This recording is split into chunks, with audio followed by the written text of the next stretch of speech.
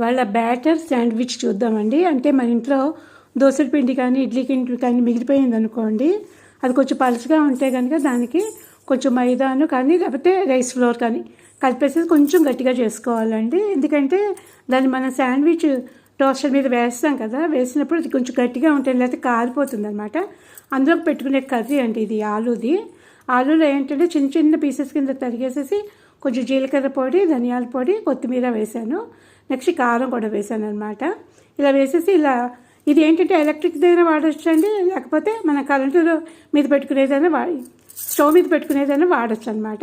ఇట్లా వేసుకుని దాంట్లో మధ్యలో మనం ఈ ఆలు కర్రీ పెట్టాలండి. ఆలు కర్రీ పెట్టి మళ్ళీ పైన ఈ బ్యాటర్ వేసేయాలన్నమాట. ఇది చాలా బాగుంటుందండి, పిల్లలకు కూడాను బాగా నచ్చుతుంది. ఒకసారి ట్రై చేయండి. ఇంట్లో కనుక అలా పిండిలు ఏమైనా మిగిలిపోతే కనుక తప్పకుండా ఇలా ట్రై చేసి చూడండి. చాలా స్పెషల్గా ఉంటుంది, నిజంగా సింపుల్గా అయిపోతుంది కూడాను. 2 minutesలోను లోపలంతా కూడా కర్రీ వచ్చి ఒకసారి ట్రై చేయండి.